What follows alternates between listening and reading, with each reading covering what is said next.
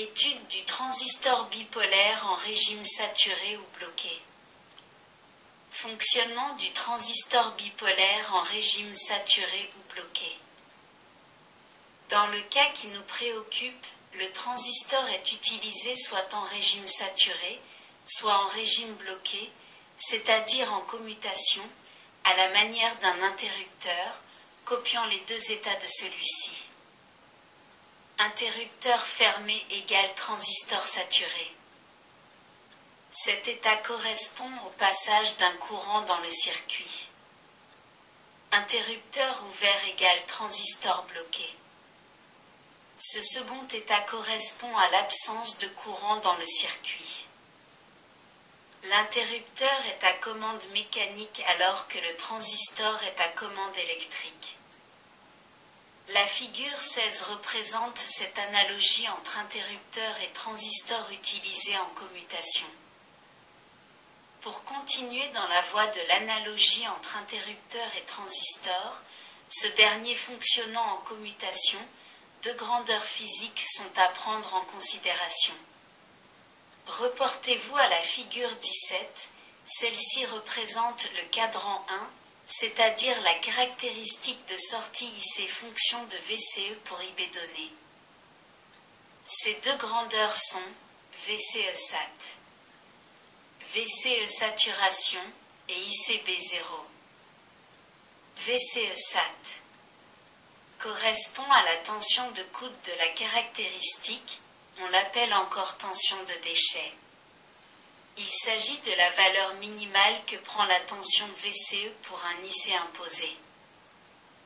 En fonction du courant et du type de transistor, cette valeur évolue entre 0,15 volts et 3 volts environ. ICBO correspond au courant résiduel de collecteur pour un courant émetteur nul. Il représente la valeur minimum du courant collecteur au-delà duquel on ne pourra descendre quand le transistor est à l'état bloqué.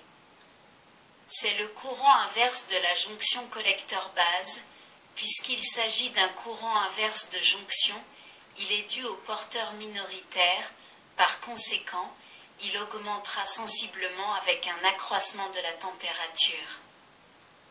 L'ordre de grandeur de ce courant est de quelques microampères. Ces deux valeurs limites correspondent à des défauts. En effet, à la saturation, équivalent de l'interrupteur fermé, une légère tension persiste, comme si on était en présence d'une résistance de contact.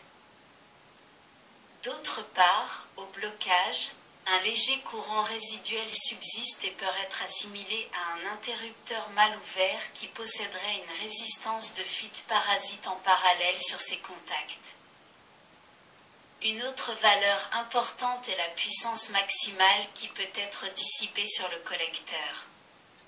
Elle est donnée par le constructeur et peut être portée sur le cadran 1 sous forme d'une courbe dite d'isopuissance. Précédemment, lors de la description du cadran 1, nous avons indiqué que cette caractéristique permettait de déterminer la droite de charge. Pour mettre en évidence la présence ou l'absence du courant collecteur, ou d'une manière générale, la présence d'un courant électrique, il suffit de placer dans le circuit une résistance. La tension apparaissant aux bornes de celle-ci nous informe de cette présence et l'amplitude de cette tension nous renseigne sur l'importance de ce courant. Ceci correspond à la loi d'Ohm que nous rappelons. U égale R multiplié par I. U égale tension en volts. R égale résistance en ohm. I égale intensité du courant en ampères. Il s'agit de déterminer la résistance R à placer dans le collecteur de façon à recueillir dans le circuit de sortie du transistor un signal utile, fonction d'un signal d'entrée. La détermination de cette résistance R est influencée par le besoin électrique du courant suivant. La figure 18 illustre deux possibilités de branchement. Dans la figure 18A, la lampe, ou élément de charge de l'interrupteur, est branché en série avec l'interrupteur.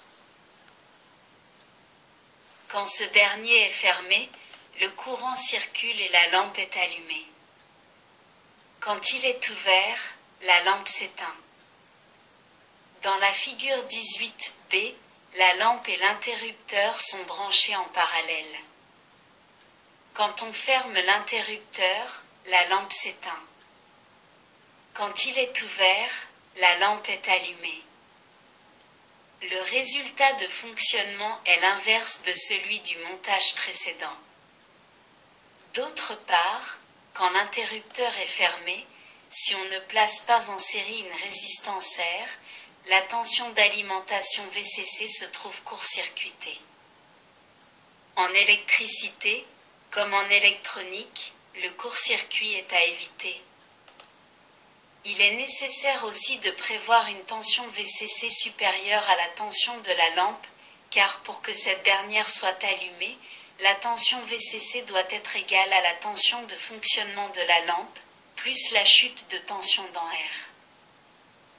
Par contre, ce montage présente une caractéristique intéressante, la ligne commune de potentiel. Dans le cas d'association de fonctions logiques réalisées avec des transistors, ceci permet la conception de modules représentant chacun une fonction élémentaire et de les disposer bout à bout, le signal de sortie de l'un et le signal d'entrée de l'autre ayant un même potentiel de référence électrique. Le circuit de la figure 18A sera utilisé de préférence en fin de montage, pour alimenter l'organe de sortie qui concrétisera les opérations logiques effectuées en amont. Sur la figure 18C, ce circuit est la transposition, à transistor, de celui de la figure 18A.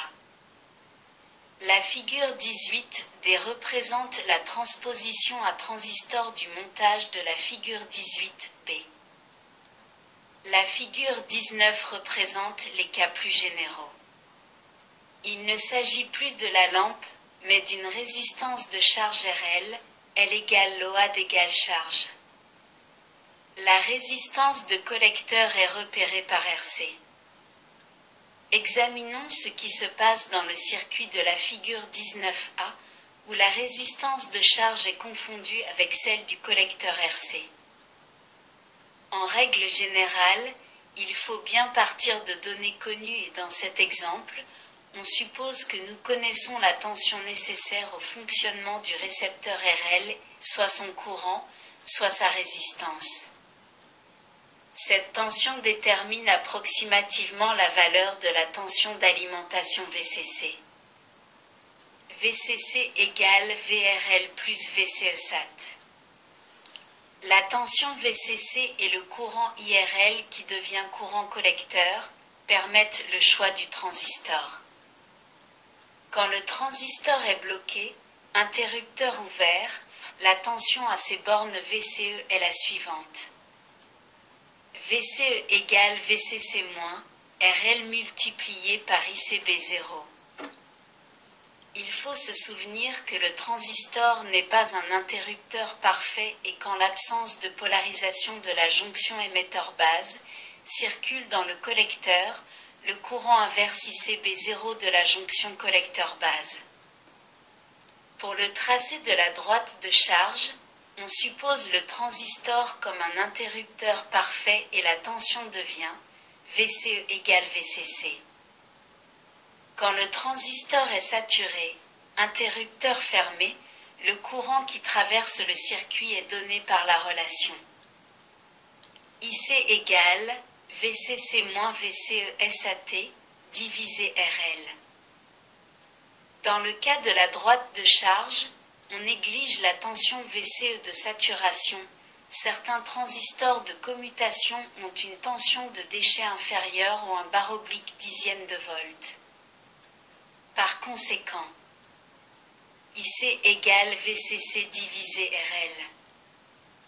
Portons ces deux valeurs sur le réseau du cadran 1 représentant la caractéristique de sortie d'un transistor dont nous savons désormais qu'il devra supporter une tension égale à Vc7, un courant IRL égale IC.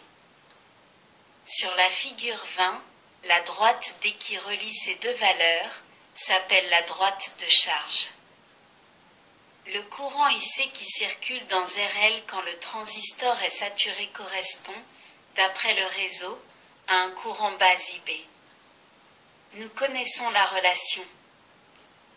IC égale bêta I bêta, bêta égale H21, E égale gain en courant.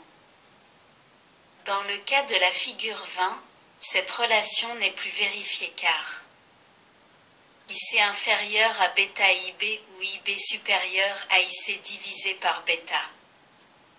Cette relation vérifie bien que nous sommes en régime de saturation. Toute variation de I bêta n'entraîne plus une variation de IC dans le rapport bêta. En commutation, sans signal à l'entrée, le point de fonctionnement se situe en A. Avec un signal à l'entrée, le point de fonctionnement passe en B. Le passage transitoire de A à B doit s'effectuer le plus rapidement possible. Pour l'instant, nous considérons qu'il s'effectue instantanément. L'inverse, c'est-à-dire le passage de B vers A, doit se faire dans les mêmes conditions. Le courant IB, déterminé sur le réseau de sortie, nous apporte un élément important se rapportant au signal d'entrée, c'est-à-dire au signal de sortie du circuit précédent. En partant du cadran 4 qui représente la caractéristique de transfert inverse, on tirera, pour le VCE-SAT en question, la valeur de VBE en fonction du courant IB précédemment trouvé. Nous sommes en possession des caractéristiques du signal V1 qu'il faut appliquer à l'entrée pour obtenir le point de fonctionnement B, c'est-à-dire le courant IB sous la tension VBE. Le point est obtenu pour une tension d'entrée VB nulle, donc un courant IB nul. Venons-en à la figure 21 dans laquelle apparaissent les résistances R1 et R2. Elles sont montées en pont diviseur de tension, car on utilise la tension VCC pour obtenir VBE.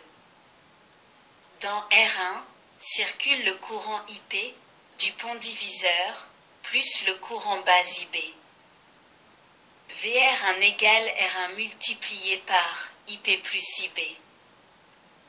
Dans R2, circule le courant pont IP, la tension VR2 est connue puisqu'il s'agit de VBE. VR2 égale VBE égale R2 multiplié par IP.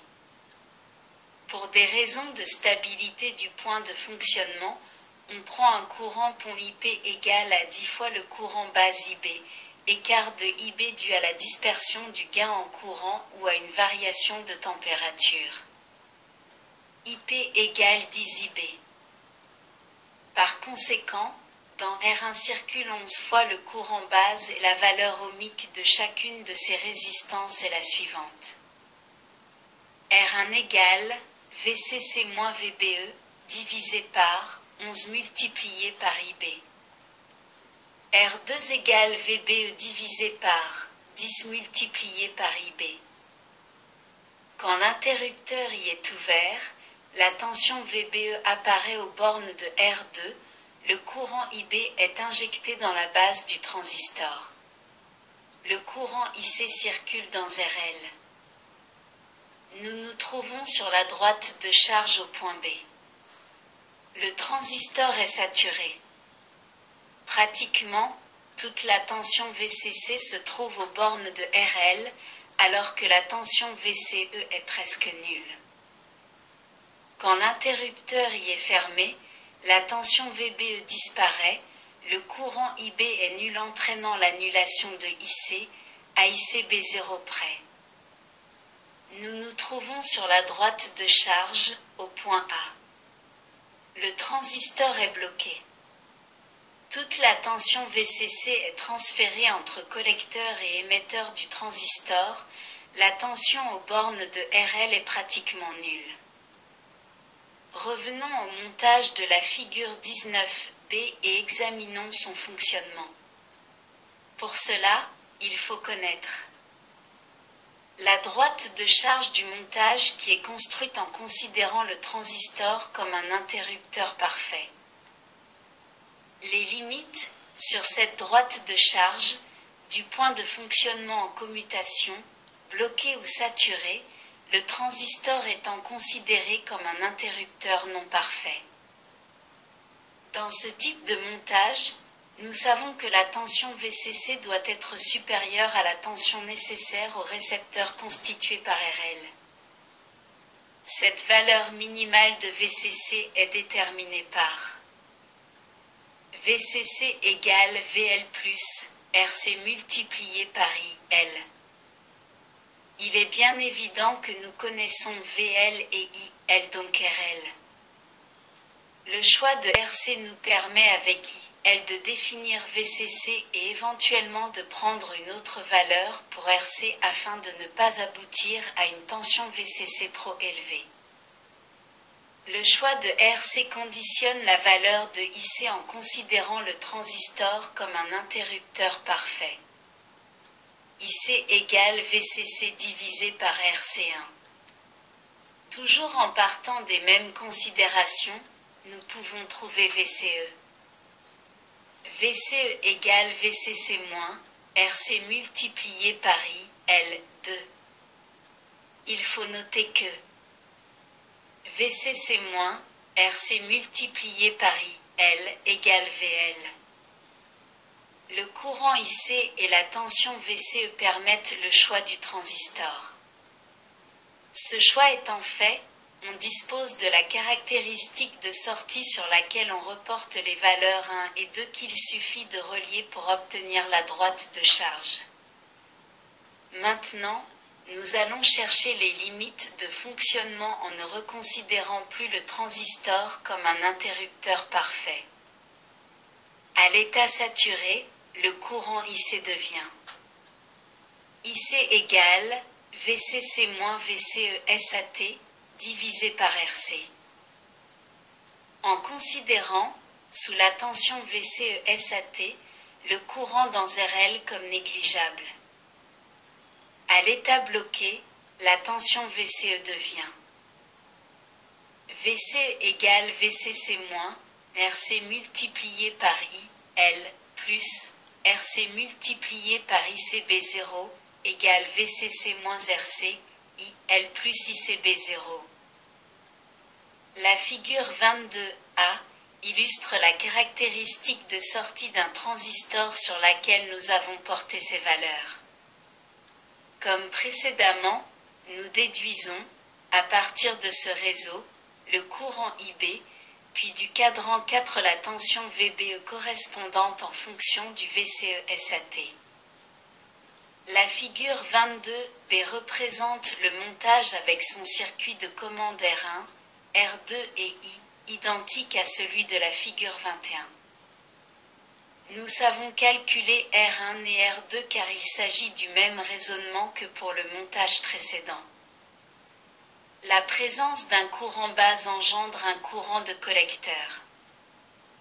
Le courant base est la conséquence d'une tension VBE qui polarise la jonction base-émetteur dans le sens passant. Dans ce type de montage, émetteur commun, figure 22B, on récupère le signal de sortie entre collecteur et émetteur, tension VCE.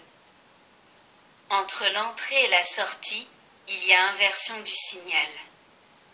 On dit que le montage C, émetteur commun, est déphaseur. Sur la figure 22A, la droite en pointillé représente la droite de charge que l'on obtiendrait si RL était supprimée. La figure 23 illustre les limites de fonctionnement du transistor. La droite indétermine, dans la zone de saturation, la tension de déchet au-dessous de laquelle, pour un IC donné, on ne pourra pas descendre. La droite 2 détermine, dans la zone de blocage, le courant résiduel ICB0 au-dessous duquel, pour un VCE donné, on ne pourra pas descendre. La courbe 3 informe sur la puissance maximum que le transistor peut dissiper. Les droites A et B correspondent aux valeurs limites que peut prendre la droite de charge. A correspond à une RC infinie, valeur ohmique infinie, résistance coupée. B correspond à une RC nulle, valeur ohmique nulle, résistance en court-circuit. Cette droite ne peut être atteinte pratiquement sans destruction du transistor ou de l'alimentation VCC. Nous venons de survoler le problème concernant le transistor en commutation, fonctionnement en interrupteur.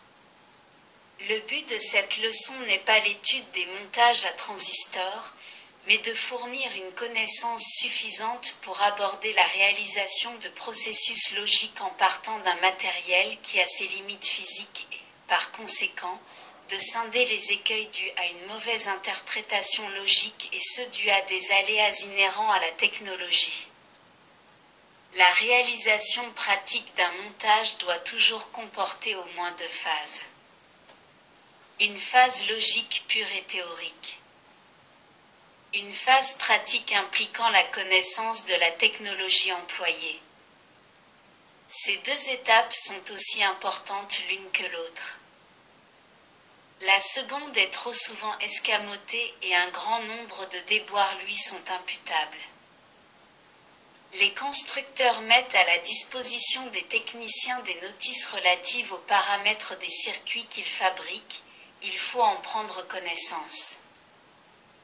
Le transistor n'est pas seulement utilisé en commutation mais aussi pour les montages analogiques, dans la zone linéaire, amplification, c'est-à-dire en dehors des zones de saturation et de blocage. À ce sujet, dans notre cas, le passage d'une zone à l'autre, du point A au point B sur la droite de charge, ne s'effectue pas instantanément, mais avec une vitesse finie, consécutive à certaines capacités parasites.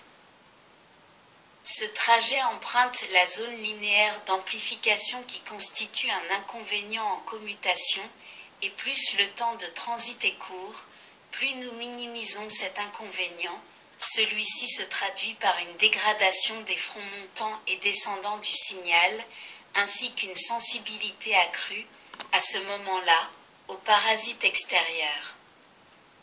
Cette limitation de la vitesse est liée, entre autres, à 2 capacités parasites, CBE et CCB. Ces capacités sont celles des jonctions du transistor. CBE est attribué à la jonction base émetteur, CCB à la jonction collecteur base. La résistance interne RBB de la base, constituée par la zone de semi-conducteur de la base et le contact ohmique de celle-ci, et les capacités précitées constituent des constantes de temps qui retardent le départ d'un point vers l'autre et freinent la vitesse de déplacement sur la droite de charge. Le transistor bipolaire est employé pour les opérateurs logiques dans les technologies dites RTL, logique à résistance, transistor. DTL, logique à diode, transistor. TTL, logique à transistor, transistor. Cette dernière est utilisée pour sa rapidité mais sa consommation et sa dissipation ne permettent pas une intégration très poussée. Aussi a-t-on recours à un autre type de transistor, dont le fonctionnement est un peu différent et que l'on nomme transistor à effet de champ. C'est ce dernier que nous examinerons dans la prochaine leçon technologie 2. Merci de votre écoute. À bientôt.